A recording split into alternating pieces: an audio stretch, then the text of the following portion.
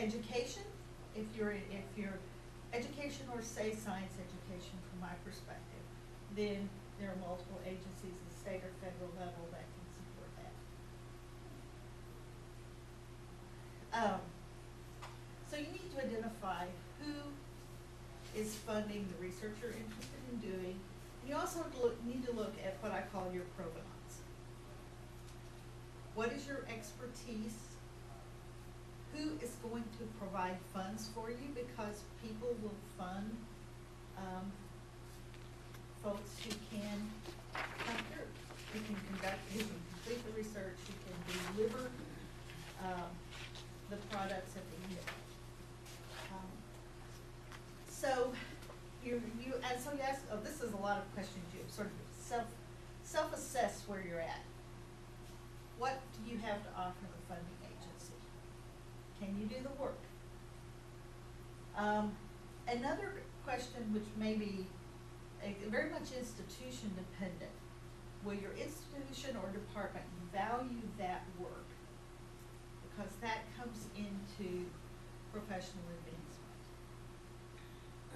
And if they value the dollars that you bring in, but not the work, then you may have to make a decision about whether that's an appropriate project and appropriate funding for you to pursue. Okay, figure out what you want to do and then look around. Who funds that type of research? And you've got several different options, which Mike has talked about previously. Local, state, federal, corporate. One of my colleagues worked with diseases of the eye. She wrote and received an NIH postdoc working with ocular herpes. Her subsequent research was supported in part by the Lions clones, because a big part of their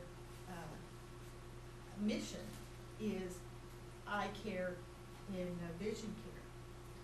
So there may be a very strong match there between the research interest and support. Contract funding, again, Mike talked about that a little the other day, and I'm not really going to get into that, but it's definitely an option. That's one you need to be a little careful about, just in terms of, can you deliver on the time scale?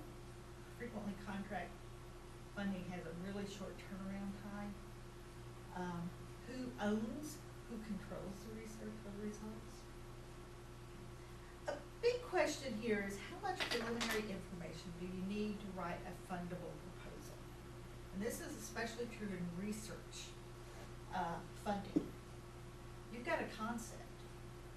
Do you have proof of concept? Do you write a smaller grant to seek proof of concept, and then a larger grant to build on that? Then you want to sort of look, okay, I'm in my second year of my career here at Lincoln. Where do I want to be? What, if I get this funding, how is that going to support my professional objectives? And how flexible are you? Because sometimes careers take funny turns. I never thought that I would be doing a lot of science education back in the day when I was hanging out with caper plants in the deserts of North America in August. So that's what I did for my graduate research. It was very different from what I do now. Much cooler, for example. Okay. So, lessons learned. Kind of wrap up. What is your research plan of action? You don't want to just sort of pursue any and every opportunity or RFP or request for proposals that you find. Think about where this fits in my career plans. Where do you want to be in 5 years? In 10 years? What's your research and work style? This is real important. Do you work better independently, or do you like to work collaboratively? If you're a lone wolf, you're going to be miserable in a group environment. But if find the stimulation of working with people is your thing, then you would not necessarily be terribly productive as a single project researcher.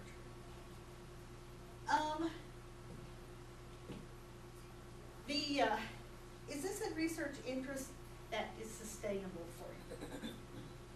Funded research is a lot of work. They almost never give you as much money as you need to do the project. You do a lot of pro bono work. Is this something that will sustain your interest? Who will fund my research? How much funding can I get? Is it enough? And that's a really important question to ask.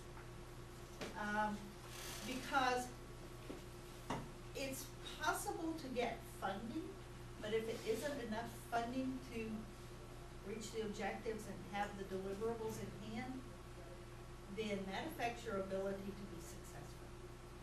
And if you're not successful, and you go back to that agency and they say, whoop, you didn't finish the other project. And they're not going to be particularly sympathetic when you say, but you didn't give me enough money.